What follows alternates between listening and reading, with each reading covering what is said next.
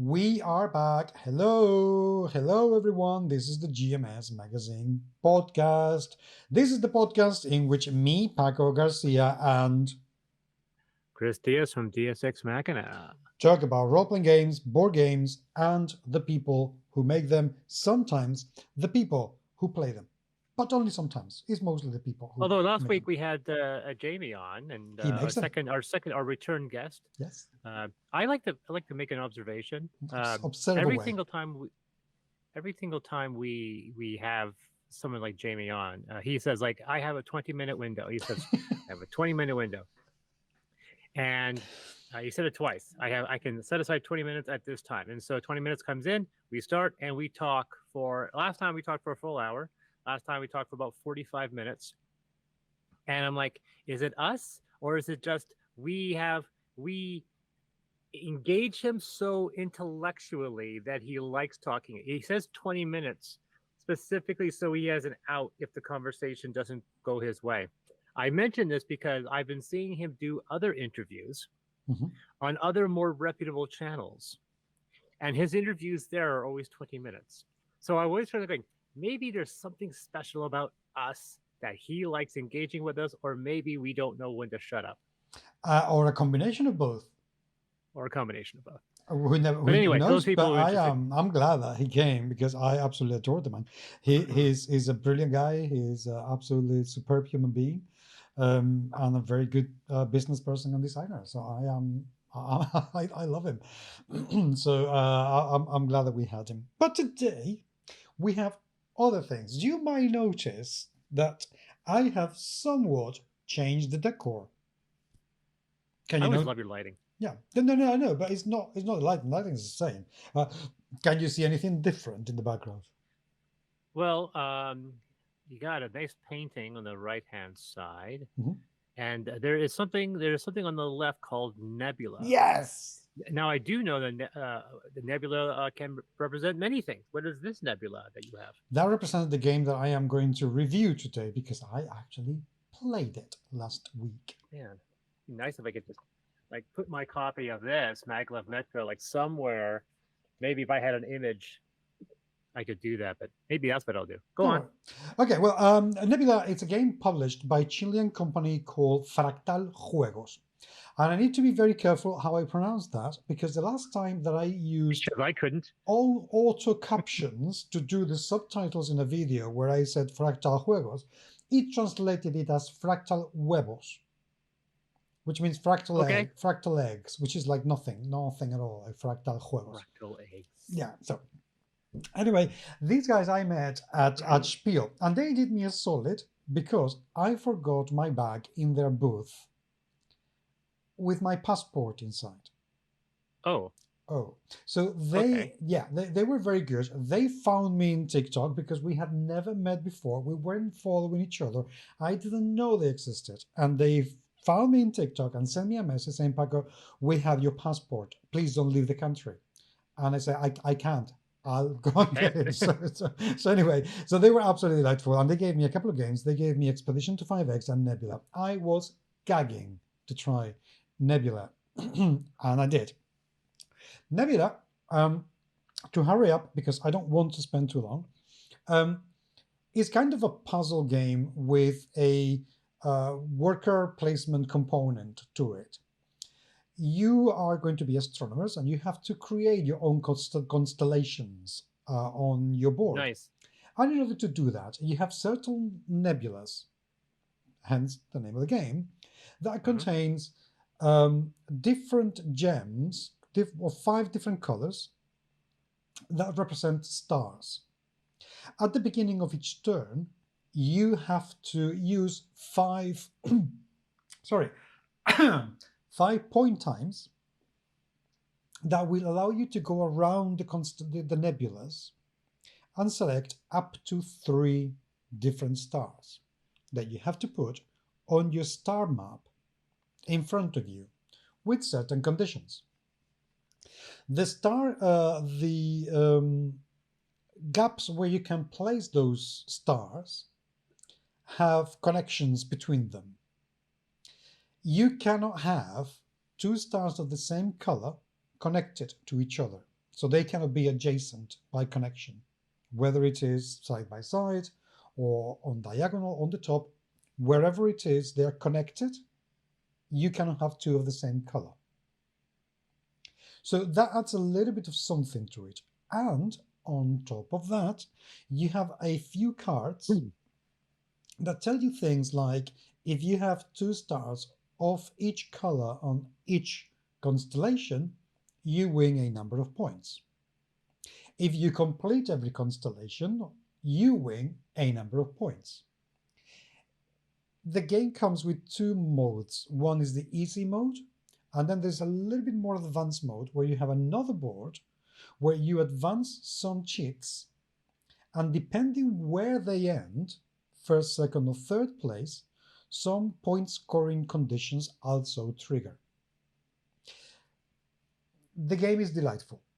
Absolutely lovely. You replenish the stars that you take from your nebula to put into constellations when they reach certain number.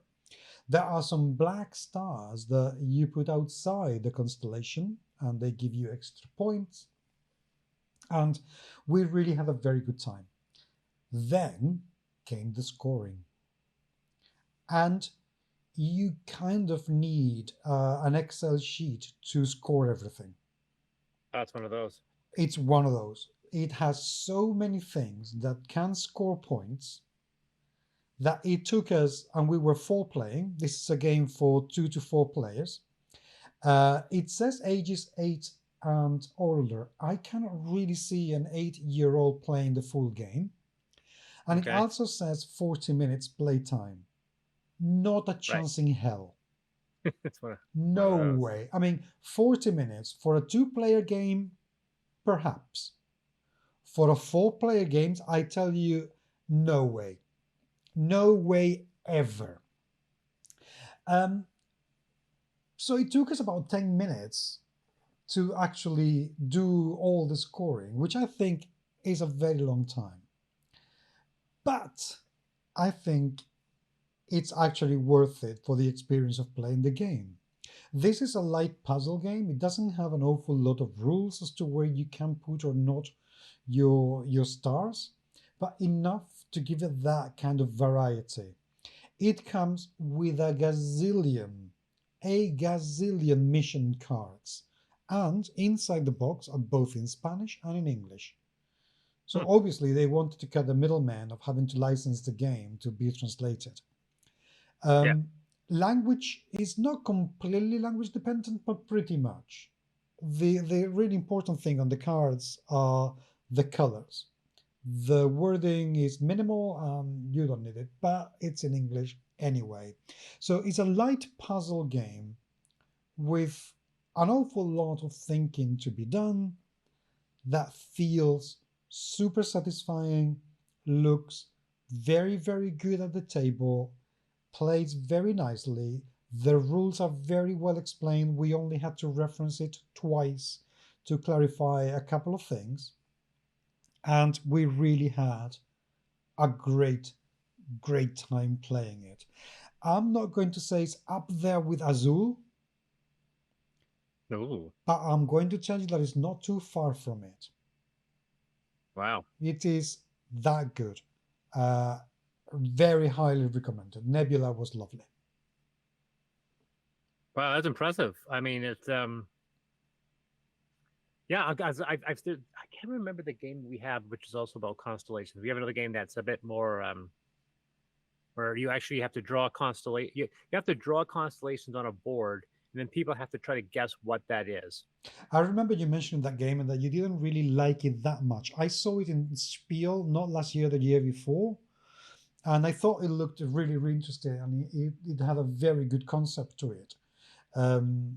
But you didn't feel very satisfied by the experience of playing it. Yeah, I thought it was. I think it was. I think it's a game that you get like one good play out of it, and then it kind of just kind of loses a bit of itself after that. No, that's a shame. My game I have with me today is, as you can see in the image, Maglev Metro. Okay, I've never heard of that game ever. It is done by Ted Alspach. Ted Alspach is a well-known designer. This is Bezier Games. Same Yeah. people. He even says here, from the designer of Suburbia and the Yes. Castles of Mad King Ludwig, which is a game we talked about 2 weeks ago. Did you know that Maglev Metro. he used to write books on Illustrator? Really? Yeah, he used to write tutorial books about how to use Illustrator. Sorry, that's just a random fact I know about him. Well, in Maglev Metro, it's a very interesting premise. It deals with the premise where it's the near future, and you're laying down new magnetic train tracks in either Berlin or Manhattan. And there are two types of people. There are commuters, which are humans, and then there are robots who are not human. And as a result, there are 1, 2, 3, 4, 5, 6, 7 different colors of meeples, which is kind of unusual. Now, some people have complimented the game for its production quality. It looks like a deluxe edition out of the box. Even an idea how thick the tokens are. That is the about board, 4 millimeters at least. The board is also thick because it's got depressions. And the reason why they do that is because they want you to be able to put these double thick bases, these stations. So they sit inside a spot and then they stay there and then they're raised on the board. Wow. And why is that? Well, that comes to your trains. Everybody has their own train. Everyone has their own train tracks. So you laying down tracks is your train. No one else can use your train. No one else can use your tracks. The trains are metal. Like, they are metal trains. Okay. Right? So they actually have some girth to them. But the best part are the train tracks themselves, which are clear plastic with your color on them. Mm-hmm. And the only reason why they do that, and that's the reason why these things are, why the stations are raised, and that is because everybody's tracks can go on top of each other. So you can have a tile where you'll lay multiple tracks. So at no point can we interfere with each other by any means necessary. In fact, it's illegal in the game to try to block another player. So you have to be able to see the bottom track no matter what you do. And so you are building stations, and when you build a station, anyone else can access it. You have a board. The board is the very interesting thing because this is an engine builder. So this is in the vein of many engine builders like Scythe and so forth, where you are it's a pick up and deliver game. You're picking up meeples that you have access to, whether it be commuters or robots. You are then taking them to stations that match the color of the meeple. You drop them off. When you drop them off, they actually go onto your board. So when they drop off at a location, they go onto your board to make your board more powerful. There are 4 sections. This is the action section. Only robots can go here. And as you do them, these are the various actions you can take in the game. Mm-hmm. And as you put robots in them, that action becomes more powerful. That tells you how many times you can do that action. And so that tells you how everything works. Everything is color-coded. So there are 3 types of robots: silver, gold, and bronze. And you can place them, but there are certain places that only allow certain robots. There are certain robots that can only go here, certain places will go here. Sometimes you'll see certain areas are only available for the solid color commuters. So you use this to unlock more actions on your turn. This makes the actions better. This section right here unlocks the types of commuters you can use. And then this section is entirely end game scoring points for the end. Okay. It is a very complicated process where you're laying down track, building stations, moving your train to pick up people, take them to where they need to go, and drop off. You are limited in your capacity of how many tracks you can put down, how many people you can carry, how many people you can pick up, how many people you can drop off, how fast your train moves. Even reversing your train requires an upgrade to do it correctly.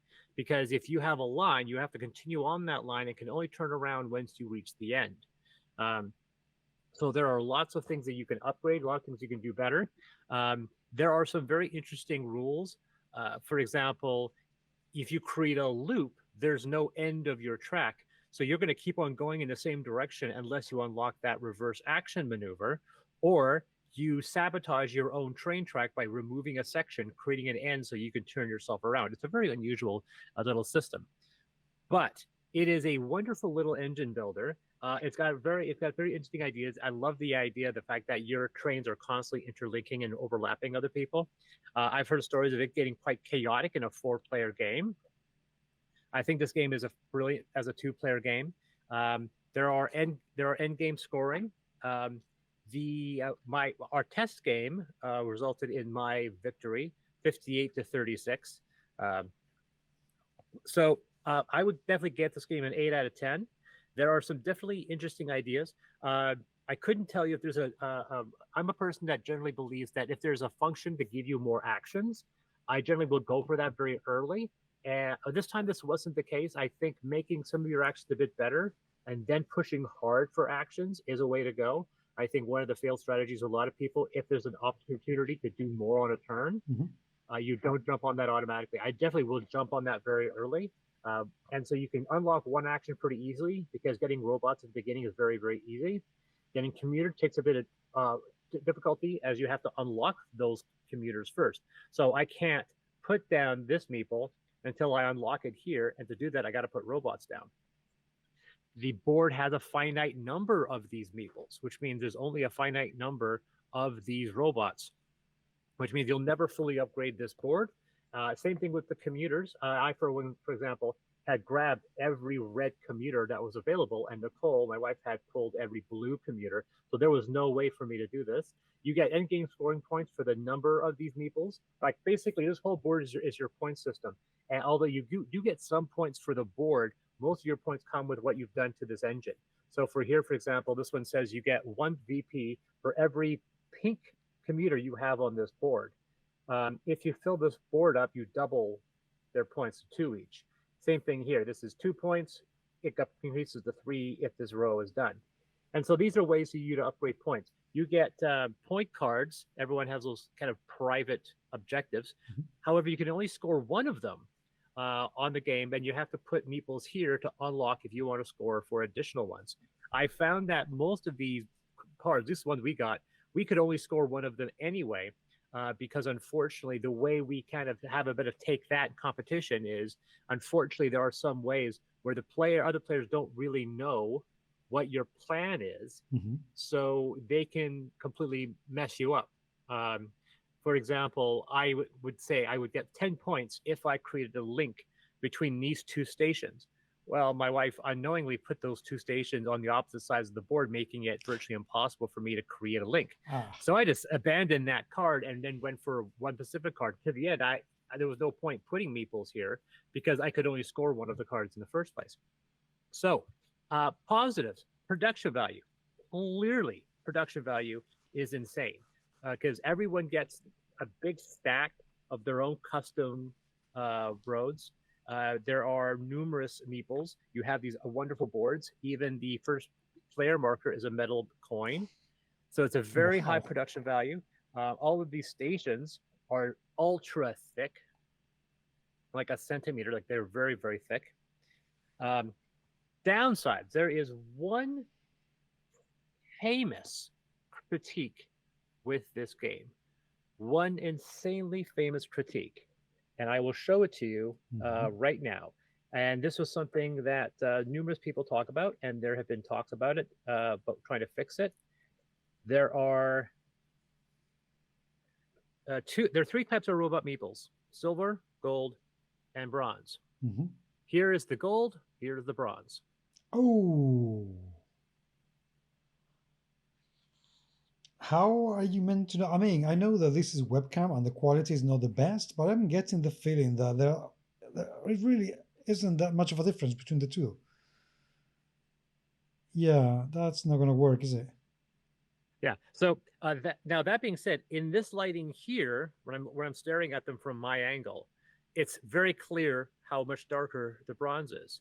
However, as you can see, under certain lighting and conditions, it's very difficult. In fact, there have been times where I've had to pick up and go, oh, crap, that's the wrong one. And there have been situations where I have put meeples on my board in the wrong position because of the color. So quite a few people have talked about the fact that you have to pick one of these colors and repaint them to make them very obviously something else. So that's the only really big critique. That and maybe the fact that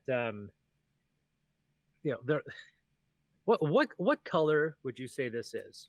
From here, it looks orange red. Yes, they call it coral. Okay. I'm which or is this coral? It's just it's the fact that there's like it's not pink. It's a very light purple, a dark purple, and an orange. I was just like they could have just made them solid, like really denote colors. But my wife said this game would be impossible to play if you're colorblind. Yes, I was thinking that if you had that sort of thing, that sort of condition, playing that game Yeah, could be a nightmare.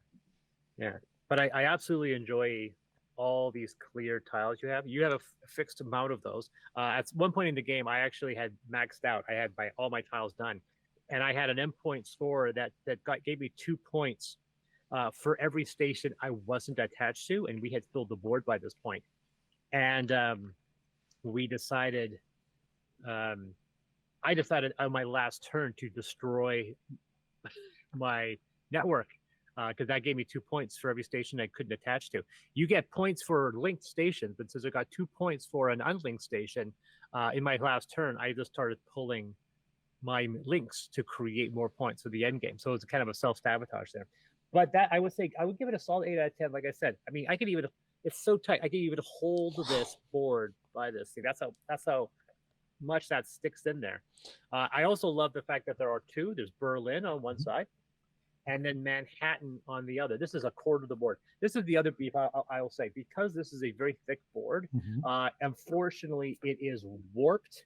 So we have to find ways to unwarp it. You can kind of see it that one. But as a result, I think it's kind of maybe see Yeah, I can see. Yeah, how warped that is. Yeah. Now I do know that they're probably doing that because this is a double thick board, and those are kind of annoying. I do know that Smartphone Inc. has a double thick board, and they actually created a folding board, which is very nice. This is their solution. I'm not a happy camper when it comes to this because it's warped. But I will appreciate the fact that both Berlin and Manhattan play completely differently. There is a very distinctive. If you're playing the game first time, play Berlin. It's much easier, much straightforward. You mess with this hub in the Manhattan version, and you have to work around Central Park, which you don't have to worry about in Berlin. Both of them have rivers you have to cross. But that's Maglev Metro. It's an engine builder. I was thinking it was more about building the network. I didn't think there'd be a situation where you'd have to destroy your own network. So I thought that was a bit of a surprise. But definitely, I would say 8 out of 10 would recommend. Okay, that's pretty high. That's impressive. Good. Well, we'll need to take a look at that. Now, I don't have any more reviews. Next week, I will probably have finished reading the Walking Dead starter set. Which I have already started. I am enjoying, but I will leave that until next week. And now we only have two pieces of conversation for tonight, but both of them are pretty important. One is a controversy that's happened in some circles, and it's really made me quite annoyed, to be fairly honest. As we discussed last week, Janelle Jacques died recently, which is quite a tragic loss. After months of suffering from Guillain-Barré syndrome, and which I'd never heard of before, I might add. It's one of those weird diseases that only kills people very rarely, and it had to take my friend away.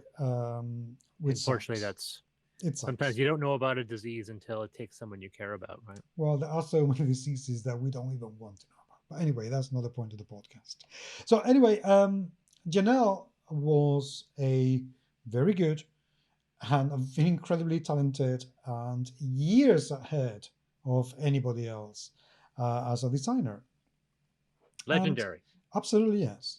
So the way that she designed things even in the 80s, are still being used today, to the point that the way that she designed her dungeons were quite special because she designed them in a way that they could be done non linearly. It wasn't that you follow a line and then you reach the end. It was that you follow Right. a line and then you can go all the ways and then you can do so and so and come back and come down and you don't. The dungeons became sandboxes in a way. Correct. I And like those. a few years ago, that was christened after her as Jaquazing the dungeon. When you create a dungeon in that way, that was created by somebody called on internet the Alexandrian, and he got an awful lot of attention because of that within the OSR community.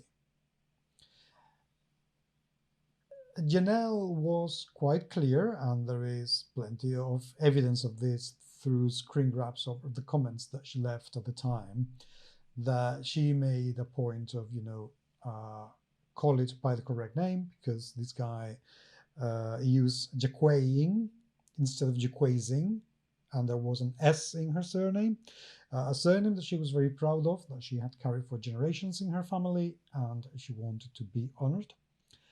And this man never amended the original blog posts in which he misspelled Jaquazing, and in which also he dead named Janelle, which is an incredibly rude thing to do, because Janelle even explained to him, if he needed, for whatever reason, to avoid any kind of confusion using her dead name, how to do it in a respectful manner. That's the kind of person she was. And this guy never did anything at all like that. And now that Janelle cannot come out and say, hey, not like this, he decided that he's going to change the name, and from now on, Jaquazing the dungeon will be called Xandering the dungeon. Why is that? Because he says that he came out with the idea that he is the one who realized what Janelle was doing, and therefore it should be his name. That's not how that works. I will say a big fuck off to that. I can't believe that would get any traction with anybody. That's ridiculous. Well, the thing is that, understandably, this has got a massive, Streisand effect, and it has backfired massively for several reasons. Firstly, obviously, yeah, you don't mess with somebody like Janelle Jaquays, neither in life or when she's dead, because she's a legend. She's a legend an awful lot of us loved, and we are not going to tolerate anybody messing up with her memory when her body has barely gone cold. This is, apart from anything, is incredibly poor timing. Horrible poor timing, and horrible taste. This is the uncoolest thing ever. So anyone who has any kind of respect for Janelle, which is to say anybody who met her, anybody who has actually played what she designed, we're not going to stand for this. So we're not going to call it Xandering anything, because the Alexandrian has absolutely zero weight. In fact, most of the fame that he's got, it is arguably on the back of him having come out with that, and the attention that he got because of it. And after that, mate, you are no one. Absolutely nobody. Janelle has left a massive amount of legacy behind her, and that's not going to be messed with. So yeah, it is Jaquazing the dungeon, not anything else. Yeah. This is an absolutely disgusting attempt of appropriating somebody else's work and techniques. Fuck that. So anyway, that's what I wanted to say on that matter, because it's bonkers. Yeah, exactly. It's yeah. I immediately did the search. I was like, For the record, listeners, viewers, there will be no link to this man's blog because I refuse to give him traffic. If you want to go out there and make a search, if you don't already know him, great, go for it. But otherwise, sorry, I am not going to help you on this one. Yes, thankfully, the looking at a link that it made about the Zerm of Xandrine does not have any particular priority, and it says this reflects the correct spelling of Jacques' name. You might have to correct me on the pronunciation, by the way. I'm sure I'm pronouncing her name wrong. Well, I've always pronounced it Jacques. Jacques. Okay. I think so. I'm making sure. Sometimes when you hear a word, it's like you're like, how do you? Yeah. And yeah. No, I'm saying yeah. I'm sure if you do a search, it will not take you long to find an awful lot of people saying an awful lot of things. Even some people defending him, which is like, oh, fuck off. Just stop it. There's something happened today as well, very funny, in which Catalyst Game Labs, Okay. Battletech, they've come out with a statement saying, no harassment based on anything. And immediately, the crypto wankers and the transphobes came on the, your sexuality has nothing to do with Battletech. Don't bring it into this. I am just a monk. Look, I'm even wearing a gorilla t-shirt on to honor their gorillaness. Even though this is from Colossal Games, which I know these people and they're lovely, but they came up with Battletech is from you have pronounced in your bio, you're some human thing. Like what cave did you come from, you Neanderthal? I do know. I was just looking at the GoFundMe for Janelle. I didn't realize that it had crossed $101,000 US. As I said, people loved her. Wow. Cool. Sorry. Which brings up an odd conversation discussing the OSR in general. This is going to be. I always walk on eggshells around certain topics. Do you follow or Tenkar at all? From time to time, yes. I have seen some of his stuff. I'm always very apprehensive dealing. How do I put this in a way that's going to convey what I'm considering? I generally have issues with the OSR community, and it's not necessarily because of some statements that some people in that community have said or what sometimes is presented with the community. For me, it is a general conservativeness about the industry as a whole, where a lot of them want to go back, and people talking about whether it's gaping, sexism, racism. I exclude that just momentarily by saying, at the end of the day, a lot of them prefer an age where it was a very small marketplace populated by a very small number of people. And a lot of people in that community I have seen said that the community is too large, that too many people are in this thing. And the majority of it kind of like, we're old school. We come back from the old age. We're the true gamers.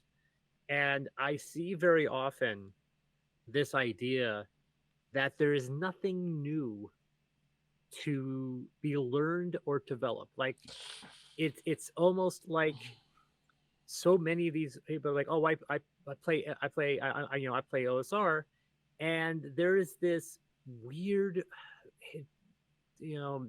vitriolic feeling regarding people who are playing around in the new field. And I have said that people have asked me why I don't try to write for OSR. And I say I don't have an interest because I find that community very conservative, and I don't think I could ever create content that they would actually enjoy. And I also think that I think I have always had issues with the old rules. I don't like D&D. I don't like AD&D. D&D Basic and AD&D were never really good systems. It's a very controversial thing to say. I've been gaming since the 80s. D&D didn't get good until 2001. It's a hated thing to say, but as someone who played dozens and dozens and dozens of games in the 80s and 90s, I can name you a lot of games that were mechanically better than D&D. I agree. I have my things with the OSR community, but then on the other hand, I also know people in the OSR community who are doing the good work. I have incredible admiration for Hamza Kazmi. He is unbelievable. He's writing an awful lot of really cool stuff. Or Diogo Nogueira, he's just doing some really cool shit. Um, and I have interviewed Hamza a while ago, and OSR is not really for me. Okay, because the thing about OSR in theory is that it has a lighter kind of way of playing in which you have a little bit more freedom to develop your character the way you want, and the rules have an awful lot of more gaps, so you can actually do whatever you want within the game. As far as I'm concerned, there are currently game systems that can do that a lot better than any D20 based system can do. So it's just not for me. But I can understand people like playing that way. That's their thing. That's their thing. The problem is when people who've been playing an awful lot of time, and I don't, I want to be kind to the people who feel this way for one reason. I believe that the experiences that we have when we're growing up, especially when we are, young teenagers, really resonate with us for the rest of our lives. The music that we listen to when we're teenagers and young adults stays with us all our lives. I am more likely to listen to a Iron Maiden record than one of the new forms of music that are so popular today.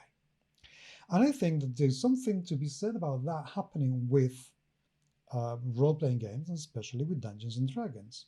People who played them, who went through being bullied and finding solace in D&D, who went through being the odd kid out, who barely had any friends other than the ones that he played D&D with, who only had escapism through playing D&D. I can understand they want D&D to stay the way they know, the way that it makes them feel good about themselves, and it makes them feel what they used to feel, the safety, the companionship, the escapism that they felt when they were playing all those years ago. So I understand that change brings resistance, and the bigger the change, the bigger the resistance. And for them, for the OSR to change in any way, shape, or form means that they have to resist. Even if in reality they don't have to. But they need to feel that they still have this place, that they still have gravitas and weight within the RPG world, which, because it was a lot smaller in the 80s, they had, especially around themselves. And I think that's why they react in this manner. Of course, within them, there are going to be the conservative assholes who say things like, oh my god, you have pronouns in your bio, you must be a pussy. Of which there are plenty. But I don't think we're going to get rid of those idiots anytime soon. I pay them absolutely zero attention beyond, blocking and reporting their tweets or their whatever it is, and that's it. So, but what they do is certainly wrong. Gatekeeping into you have to play the way I've always played, and no other thing is good enough, no other thing's correct. It's like, yeah, sorry, dude, it ain't gonna happen. You're not gonna stop anybody from publishing whatever it is they want to publish, and you are screaming at the clouds. Good luck. Yeah, like I was hearing what you said. I'm very much like I'm old. I'm going to be You're hitting not 50. as you're not as old as me, so shut up, young lad. But the point is that I mean, I got into D&D, I would say in 87, 80, 88. I was in grade 6, grade 7, I think. And it was most of my product was inherited from my older brother. So I have a lot. I mean, I even to this day, do I still have it? Yeah, I do have it because I was looking at it. I still have to go through my collection. I want to see if I have any of Chanel stuff here. I just have this looking. I was on my shelf recently, and this is an original. This is a first printing, 1980. I have a whole bunch of these. I didn't buy these myself. These were given to me because by the time I got into it, AD&D was just coming out, and basic stuff was still out there, but they had already gotten kind of moved past this type of production value. They'd moved on to slightly better books, and I was that bullied boy. I was massively overweight. I was the last person picked in school. I was part of an education system that completely failed to recognize neurodivergent children. And so I went through my entire youth without ever taking the advantages of what could have been a really, really profitable to me education system. And so I was part of that. But I never could understand where that divide happened when I was constantly looking for the next thing, to see the next thing. Like, oh, we played D&D, great. Now let's try West End's D6 system for Star Wars, because that's a really good system. Let's try Palladium with Robotech and Rifts, even though that system is ass. Let's try with something like this. Then let's try something like this. And then, of course, we're going into board games. I always want to play the new board game, a game I want to learn new rules and play a game I haven't played before, rather than playing the same game over and over. I'm always trying to learn new things. And the irony, of course, is that I appreciate and enjoy the marketplace, where in a video that's going to be uploading soon on my own channel, I talk about the fact that D&D and 5th edition should be looked at as an operating system in the same vein as Windows or Mac, and the fact that it should be it's open source. We should use it as that, and create a vast market where a lot of people can prosper. And for me, there was recent talks about a panel at a convention where they talked about the fact that they need to get all the old white guys out of OSR. And for me, it's like, well, beyond the statement, I think there's a conversation that can be had about who is running industries and so forth. Now, someone to say, where in the world where get rid of the old white guys doesn't come off as really aggressive. I would absolutely say get rid of the old white guys when it comes to politics. I think they need to cull anyone over 70 in American politics. They need to basically clear that entire, like, I've never ever want. I mean, I am a person. I'm not an ageist. Obviously, I'm older, but in Canada, for example, our reigning Prime Minister Justin Trudeau is a very young guy. He is being attacked all the time by the right-wing conservatives that are creating, in some situations, there are legitimate concerns to actions he's done, but most of it is completely fabricated. I'm actually not a person that votes for him. I actually am more left than him, and he's middle. We have an Aboriginal fellow that just got voted to run his province, and his name is Wade, and I absolutely adore him, and I would love it if we had an Aboriginal in charge of Canada. I think it's about time, and I think that's something where, in certain situations, I think we need, like they do with Hollywood, we need to push out. And the thing is, even Hollywood is doing that. They're bringing in all this talent that aren't defined, and yet at the time of recording, the Oscars came out, and we've seen a nice mix, but some notable examples, like the fact that Greta Gerwig was not nominated for Best Director for Barbie. And so we're going to probably see Oppenheimer, a film done by a white guy about a white guy during a war when they killed a lot of people who weren't white. And that's going to probably sweep. And yet there are hopefully some nuggets that are pulling out of that, which I think may show some variety. But in the gaming sphere in general, I'm also a person that likes to see different voices, and we're seeing it often. But it seems like, as some people have made accusations, within the OSR subgroup, that's where all the old white guys are transitioning to, because they're feeling as if they're being pushed out of the general mainstream by uh, this new progressive diversity. And then so we're getting this. Oh, and this is, I'm not saying this is happening. I am saying it's appearing by some people's standards that OSR then is becoming concentrated and being dominated, and then the dialogue that's coming out of that group, when outsiders look in, we see that.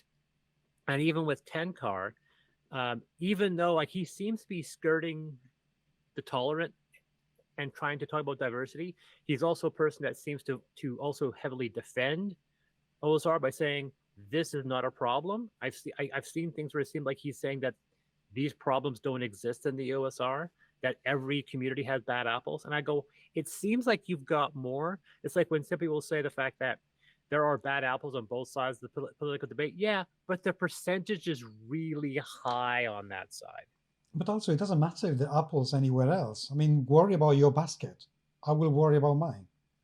Yeah. Simple as that. You know, to justify the presence of bad apples because there are bad apples anywhere and everywhere is a bit like, yeah, so fucking what? You know, you are meant to be getting rid of bad apples. And if your basket is the first one without bad apples, that'd be amazing. So stop it. So, as far as I'm concerned, it's not that I want these people out of the OSR. I just want them to stop insulting and stop trying to impose what the OSR should be for anybody else.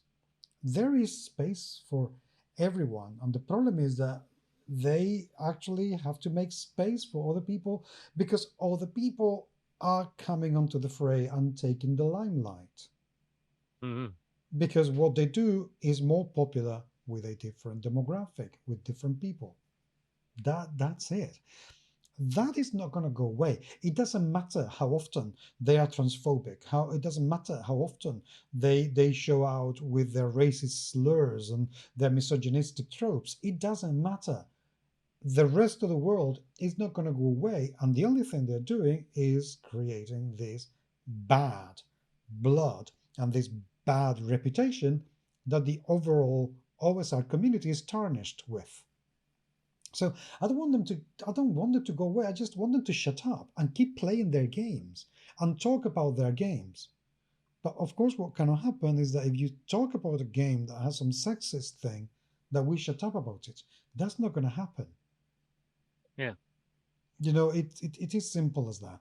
But I don't think getting rid of the white guys is going to happen either, because there is no way to stop them. So exactly the same that there is no way to stop a gay man or a lesbian woman or a trans person or non-binary from creating OSR material. There's no way to stop a bigot from creating bigoted material. We have to get used to the idea that those people are going to be there, and the only way that we have to deal with them is just to starve them of oxygen. Just not talk about them. Just forget that they exist, and they will eventually go into their little island where they will be spewing hatred about anybody and everybody and stay there. Of course, that is said from a point of privilege, because the truth is that that amount of hatred could have some negative consequences and spill out into the real world when and if these people go to conventions, or even when they go to a store or anything just in real life, because they're going to be there. So yeah, we do need to get rid of bigots. There's no doubt about it. But let's make no mistake, I don't think we're going to be able to completely eradicate them. And saying things like we need to get them out of the hobby is not going to work. Just tell me how you intend to do that. I want ideas. So please do tell me, what can we do other than starve them from oxygen to get them out of the hobby? Because educating and convincing them that their ways are not the best, that seldom ever works. Yeah, no, I mean, for me, like I said, my beef with, I think one of my beefs with OSR is that, and this is something where I don't think the OSR community is as big as they think they are. No, I but think they're very vocal. They're just very loud. They're very vocal, and a lot of people listen, and I really dislike that. Like I dislike like the top content creators for Dungeons and Dragons. The ones I see on my feed are all people that are close to my age or older, and because for me, when I see another person in my age bracket talking about D&D on my as I scroll through YouTube, I'm like, I don't think you're going to say anything interesting. Um, because and I'm not necessarily prejudging. I'm trying not to, but during the fiasco 1 year ago this month, they were all saying the same thing.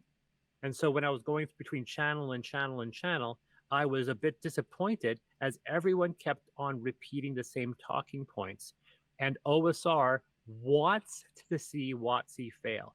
They want to see 5th edition D&D collapse. And I don't want to be part of a community that wants to see another part of the community fail.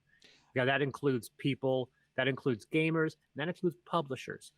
And I don't want other publishers to fail, but it seems like there are lots of people in the OSR that want to see other companies fail because of their support for modern D&D. I think that's just they're just the stupid ones, because I get the feeling that they think that if Wizards of the Coast failed and D&D 5e stopped being published and they didn't publish a 6th edition or whatever, that the golden days of AD&D and OD&D would come back, and it's a bit like, Yeah, it's ridiculous. that is just not gonna happen. And the thing that I find amazing is that if they want so badly to see OSR material, why don't they go ahead and publish it themselves? Publishing today is easy, so easy to do a decent, half decent layout, get some stock art, and just publish it. Just do it. Stop complaining about what everybody else is doing and do your own thing. Inundate the market with what you want to see. Most of these people, in fact, I bet they have some really good material that they've been honing for years and years and years. So instead of just bitching, be creative, be productive, and get the thing out there, and get used to the idea that, diverse people, we are not going to go anywhere anytime soon or ever. So I just don't understand them. I feel sorry for them. Well, like I said, I agree wholeheartedly on that regard, and that's related to we were talking about 2 weeks ago with the person saying about the golden age of D&D is fading, and having the conversation and trying to tell people that you need to start thinking what it means to be in a golden age, and that's a prosperity of creators and consumers. Mm. And a lot of people who are consumers don't understand how the market works. And God knows, I would love it if we weren't living in a free market capitalist society. I wish we were living in the age where everyone could do whatever they wanted and be prosperous. But unfortunately, that's not how the situation works. And so we need to be able to support a market where the most people can prosper rather than the most consumers can prosper. I think the moment you have more prosperous creators, you have more prosperous consumers. And I don't agree with the idea of shrinking the market in order to strengthen individual ideas. I agree, definitely agree. So anyway, that those are my thoughts on this. So I used to, say fuck that. Nowadays, maybe, yeah. I'm so sorry for you, dude. It's sad. It's very sad to see you. But anyway, we still have another 5 minutes, and I want to talk very briefly, about a question that somebody asked in Facebook. They said, "What is the worst thing that could happen if you license your game to somebody without a contract?" Oh, jeez. And I immediately said, "For the love of all that's holy, never, ever, ever license or publish or contract anyone without a contract. Ever. Contracts save friendships. Never, ever do it." Firstly, losing the IP is perhaps the worst thing that could happen. Because if you don't have anything in written, you give a manuscript to anyone, and that person says, "Oh, I've written something beautiful," and that's it. How on earth are you going to protect yourself from losing that? Yeah. It would be really difficult. You wouldn't be perhaps rewarded monetarily with whatever it is they sell. You could be losing on royalties. You could be losing on the material that somebody writes using your IP later on. It's just such a minefield that working without a contract. I mean, would you go and work for Coca-Cola without a contract? No, of course, exactly. Why would you do for anybody else? Or, for the corner store that you have, well, in your case, perhaps 20 miles away. It's absolutely ridiculous. Yeah, no, it's kind of nuts. Yeah, like I said, I was just like, oh crap, do we have time? I'll try to make this really very quick. There are two types of what is dealing with you're selling your IPs out to other people, and the answer is yeah, absolutely have contracts. That's the only reason why when Goodman Games stopped publishing Amethyst, the rights to the product returned to me. That was a stipulation in the contract. A friend of mine tried to convince me to hand over the rights of Amethyst to them because he says, it's just do it for the money. You'll create something else. And that was just like, tell that to Gene Roddenberry, tell that to George Lucas. You never, ever, ever do. Your ownership of your IP is absolutely the most cherished thing. And if someone says, should I? The answer is no. Under no circumstances should you. The only time you should ever do it is if you have no love for the IP in the first place and you don't even like it. You're like, oh, get rid of it. I don't even want to deal with this. But do not ever let go of your own name. Don't ever, your own creations and everything you've attached to it under any circumstances.